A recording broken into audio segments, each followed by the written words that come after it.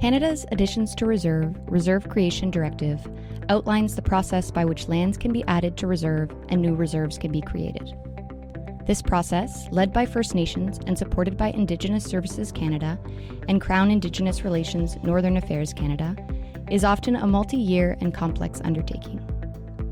ATR is a methodical process governed by a series of steps or phases. It is not a quick endeavor. Typically, the process spans a minimum of 3 years. ISK and the First Nation work hand in hand throughout, each phase bringing its own set of challenges and requirements. The journey begins with crafting an ATR proposal. This document, backed by a Band Council resolution, encompasses a number of key elements. From determining land use to assessing environmental impacts and identifying funding sources, thoroughness and attention to detail in your proposal can potentially streamline subsequent stages of the ATR process, saving you valuable time. Many stakeholders may be involved, ranging from ISK and provincial bodies to neighboring municipalities and interested third parties. This diversity can lead to complexities and delays, especially when navigating environmental concerns or conflicting interests. Numerous factors can hinder progress, such as environmental hurdles, conflicting interests, and bureaucratic red tape. In regions like Quebec, there are unique provincial requirements, distinct from and more rigorous than those of other provinces. Additional steps can further complicate the process when undertaking an ATR on provincial crown lands in Quebec. Moreover, turnover within ISK or the First Nations administration, issues with contractors, or unexpected disruptions can also stall progress. Success hinges on project management and thorough planning. Regular meetings between ISK and the First Nation ensure alignment and progress tracking. Creating detailed work plans from the outset clarifies responsibilities and fosters accountability. Having legal support throughout the process is highly advisable. Additionally, assembling a dedicated team ensures that responsibilities are distributed efficiently, preventing burnout and ensuring continuity.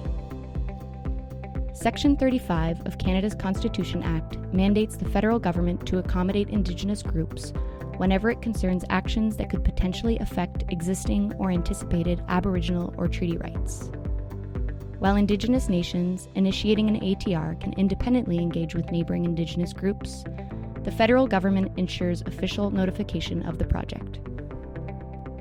Reviews conducted by ISK and the Department of Justice encompass several key aspects, including assessing financial implications, verifying legal titles, and resolving any additional encumbrances. In addition to informing Indigenous groups, the federal government is obligated to notify neighboring municipalities, provincial authorities, and other relevant third parties with vested interest in the land. These stakeholders are granted a 3-month period to raise objections or concerns, although they do not possess veto power over the decision to proceed with the addition to reserve. To expedite the process, the First Nation can proactively address encumbrances and initiate notifications early on. Professional environmental assessments and surveys are an important part of the process and can be time-consuming and costly. Proper planning and budgeting are essential to mitigate delays and unforeseen expenses. Budgeting is multifaceted, encompassing various expenses like legal fees, infrastructure costs, and tax adjustments. Understanding the financial landscape and exploring funding opportunities are critical for project success. In summary, although the ATR journey is not without its challenges, it can provide a path to significant benefits, including access to lands and resources, the supporting of economic opportunities, and the fostering of sustained community growth. Through a focus on collaboration, adherence to legal and environmental standards, and the adoption of efficient project management practices, the ATR process can assist in creating diverse opportunities for Indigenous nations.